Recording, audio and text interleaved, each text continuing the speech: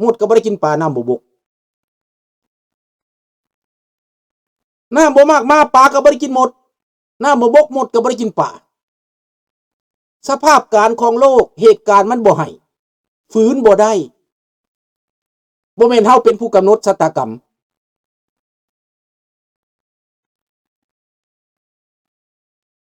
ฮู้จักว่าบ้านเมืองมันสกปรกทุกมื้อนี้คนลาวต้องร่วมใจกันทั้งในและนอก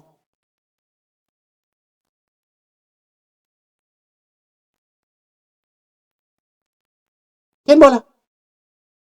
ต้องซอกหาความจริงต้องแสวงหาความจริงต้องแสวงหาความยุติธรรมคนที่กล้าเว้ากล้าว่าความจริงนี่นะมันมีน้อยที่สุดอยู่ในเมืองของลูกนี่คนเป็นหลายหมื่นคนน่ะมีคนเดียวหลายหมื่นคนหลายแสนคนมีคนเดียว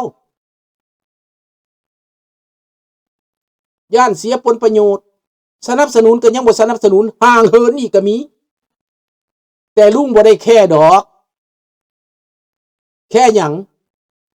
เฮาบ่ได้แค่หยังเฮาบ่ได้ไปขอกินข้าวเฮือนเขาคันเจ้าบ่เฮ็ดเจ้าก็พร้อม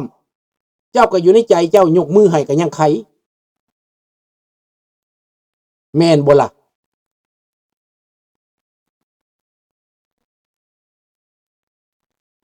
มันบ่มีดอกในเมืองลาวนั่นน่ะมันเป็นเมืองโจรแล้วมันป่าเถื่อนแล้วศาลก็บ่เป็นศาลรัฐบาลก็บ่เป็นรัฐบาลคนก็บ่แม่นคนแล้วมันเป็นผีแล้วประชาชนที่พึ่งไผประชาชนบ่มีบ่อนพึ่งเนาะลูกหลานดังนั้นลุงเว้าความจริงนี่ออกมาจากใจทั้งหมดอีน่ะขนาดลุงขนาดนี้แล้วนะ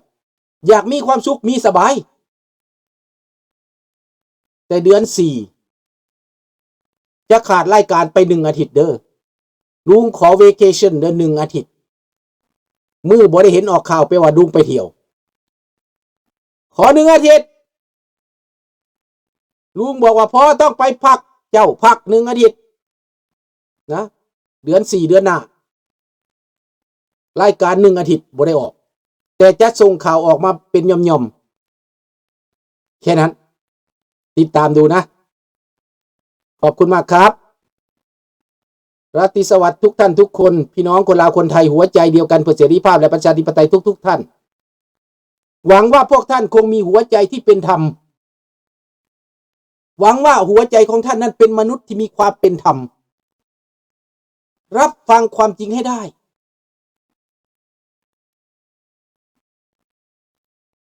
เข้าใจให้ได้ว่ามนุษย์ทุกคนต้องการอะไรเกิดมาเป็นคนต้องการอะไรต้องการความสงบสุขต้องการความอยู่เย็นเป็นสุขต้องการความยุติธรรมนี่ดังนั้นลุงจำเป็นต้องสื่อสารให้ประเทศที่เว้าภาษาเดียวกันนี้เข้าใจ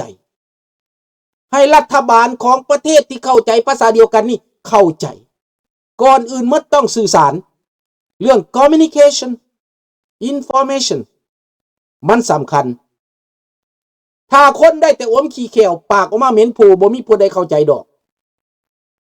ต้องเว้าต้องแสดงออกบนความต้องการจุดประสงค์ต้องการคือให้ประเทศลาวเป็นประชาธิปไตยแล้วร่วมใจกันค้าขายไปมาหาสู่เป็นเพื่อนบ้านที่ดีรักความสงบเห็นไหมลาวไทยนี่เป็นพี่น้องกันจริงๆขอบพระคุณมากครับราตรีสวัสดิ์ทุกท่านขอทุกท่านอยู่เย็นเป็นสุขปรารถนาสิ่งใดก็ขอให้สมมุ่งมั่นปรารถนานะครับทางคนลาวคนไทยด้วยบายบายราตรีสวัสดิ์ทุกคนกุดไนท์บอนนุยบอนนาเปรมิดีบอนช่วงนี้บายบายแม็กซี่โบกู thank you